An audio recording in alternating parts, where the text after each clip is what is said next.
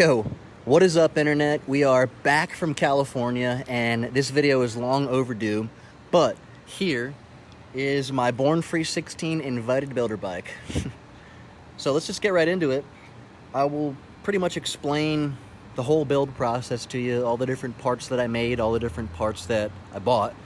So starting with the drivetrain, the motor is a generator shovel head, original Harley motor, stroked out to 80 inches. I bought it from this dude up in Albany along with the frame. Obviously the frame didn't look how it looks right now when I bought it, but took it down to Barnstormer, shout out to Barney. Took it down to Barney's place in Virginia, and he and I rebuilt the whole top end, went through the bottom end, everything's all kosher. And then I put it back together, painted the jugs that cool little silver flake there, got some new rockers on there, painted the lifter blocks red, and so that motor should be a ripper. Aside from that, the transmission is also a mid-shaft ratchet top transmission. Brand new Andrews internals in it, so the motor and trans are essentially brand new, which is pretty awesome. And then going back to the frame was a later model shovel head frame, so was a swing arm at one point in time, and it was hardtailed, and it had that really ugly plating over the seat tube. So I cut all of that out and remade the seat post yokes there. And it looks a lot cleaner now, pretty much exactly how I wanted to. Then moving right along, my next project with this bike was making the oil tank from scratch. I just made it out of a slab of 16 gauge. I had just finished watching the Lord of the Rings movies for the very first time ever, and the Witch King of Angmar's helmet really kind of stood out to me as a very shapely piece of art. So I kind of contoured the shape of the oil bag with that motif in the back of my mind. And I really just love the way that it flows from the seat post all the way up to the seat, down back through the fender. It came out perfect, in my opinion. It was my first time making an oil bag. I got the switches inside the oil bag as well, which is something I really cared about. Then after that, I made the handlebars. Probably one of everybody's favorite pieces on this bike is the chain link handlebars. And yeah, I mean, they're 9 inches tall. They got a pretty heavy pullback to them, which is what I like. I kind of like it when they're more halfway in between rabbit ears than they are like T-bars. So I think the bars fit the bike perfectly. And then attached to the bars is probably one of my favorite pieces of the whole entire bike, which are the wide glide trees that I narrowed. So they are later Hydroglide panhead trees. And I knew I wanted to tackle that project in a big way for this bike. So hacked up the wide glide trees, narrowed them, welded them back together, did all the metal finishing, and honestly, if you see them in person, they're pretty seamless. I'm very proud of the way that they came out. I can't even tell that they've been narrowed. They just look like they were made that way, which is the goal. And then the front end, the lowers were made by Pook's Parts, and it's got a Star Hub wheel in between them with my favorite tire of all time, the Firestone Coker Classic ribbed. Then going back towards the front section of the bike, I made that gas tank with a lowbrow Wassel shell. So on their website, they sell just the stamped shell with no backbone or internals or anything like that. Sorry, that was noisy.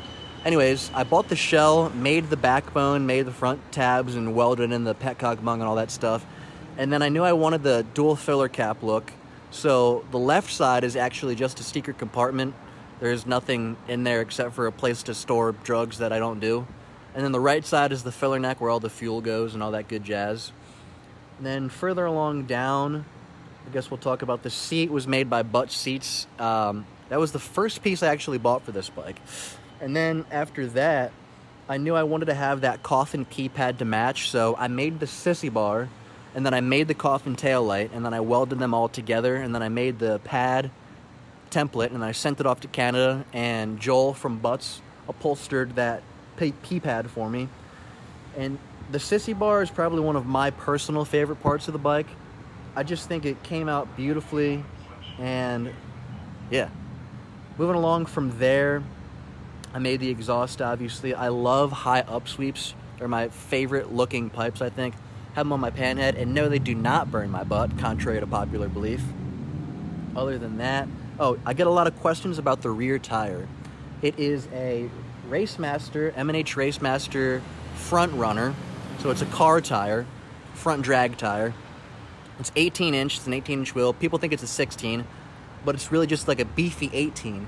And it raises up the back end of the bike way more than you would think. So the problem that I had when I was building this was I had an extended kickstand, like a Jiffy stand, a regular big twin Jiffy stand. And the bike was just too tall with the car tire on there. So I relocated the kickstand with just a custom application to underneath the clutch basket, and it sits beautifully now. Other than that, I made the foot controls, and I'll show some other clips of the foot controls. I wanted to have them so they looked like they attached seamlessly, which I think I accomplished with that.